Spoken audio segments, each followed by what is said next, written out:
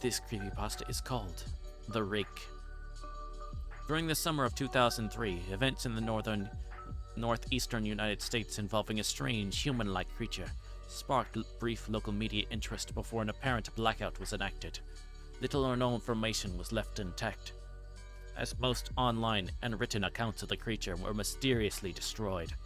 Primarily focused in rural New York State and once found in Idaho, self-proclaimed witnesses told stories of their encounters with a creature of unknown origin. Emotions range from extremely traumatic levels of fright and discomfort to an almost childlike sense of playfulness and curiosity. While their published versions are no longer on record, the memories remained powerful.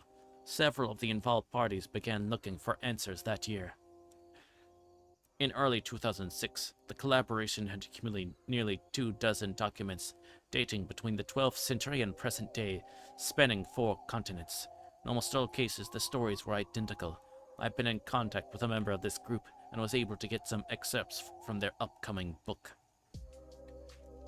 A suicide note, 1964. As I prepare to take my life, I feel it necessary to assuage any guilt or pain I've introduced through this act. It is not the fault of anyone other than him. For once I awoke and felt his presence, and once I awoke and saw his form. Once again I awoke and heard his voice and looked into his eyes. I cannot sleep without fear of what I may next awake to experience. I cannot ever wake. Goodbye. Found in the same wooden box were 2 empty envelopes addressed to William and Rose, and 1 loose personal letter with no envelope. Dearest Linny, I prayed for you. He spoke your name. A journal entry, translated from Spanish, 1880. I have experienced the greatest terror. I've experienced the greatest terror. I've experienced the greatest terror. I see his eyes when I close mine.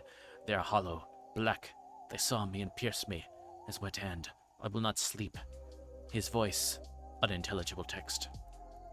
A mariner's log, 1691. He came to me in my sleep. From the foot of my bed I felt a sensation. He took everything. We must return to England. Shall not return here again at the request of the Rake. From a witness, 2006.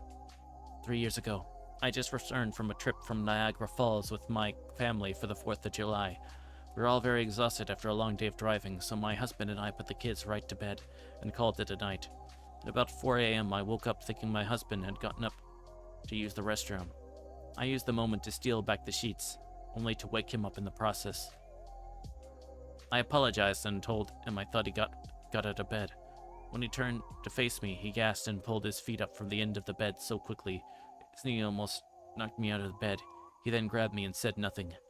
After adjusting to the dark for half a second, I was able to see what caused the strange reaction.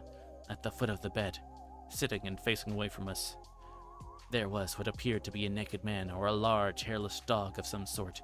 Its body position was disturbing and unnatural, as if it had been hit by a car or something. For some reason, I was not instantly frightened by it, but more concerned as to its condition. At this point, I was somewhat under the assumption that we were supposed to help him. My husband was peering over his arm and knee, tucked into the fetal position, occasionally glancing at me before turning to the creature.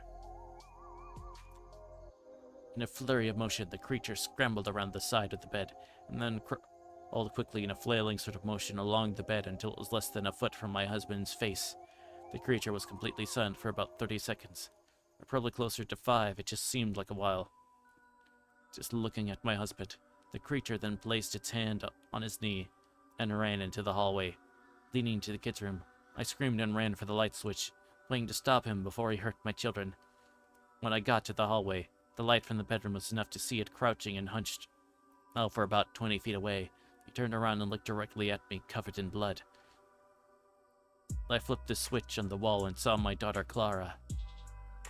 The creature ran down from the stairs while my husband and I rushed to help her daughter. She was very badly injured and spoke only once more in her short life.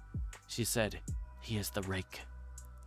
My husband drove his car into a lake that night, while rushing our daughter to the hospital. They did not survive. Being a small town, news got around pretty quickly. The police were helpful at first, and the local newspaper took a lot of interest as well. However, the story was never published, and the local television news never followed up either. For several months, my son Justin and I stayed in a hotel near my parents' house.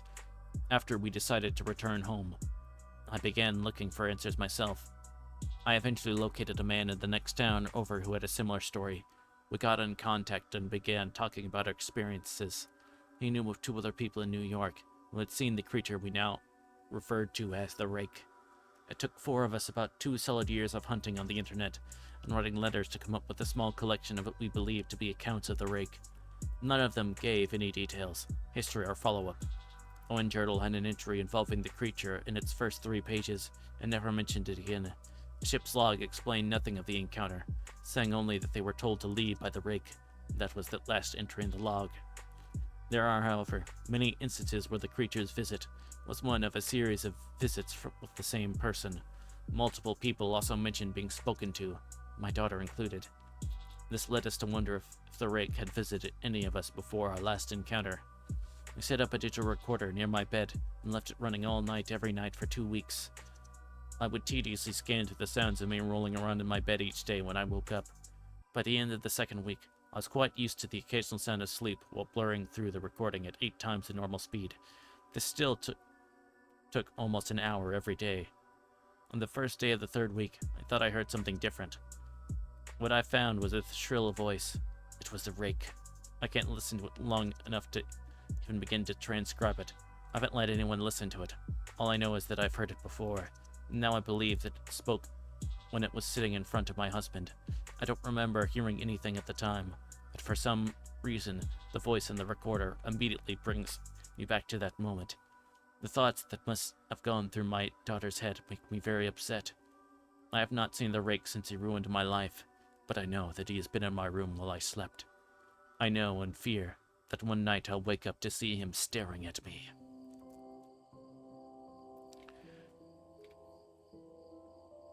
And that was the Rake.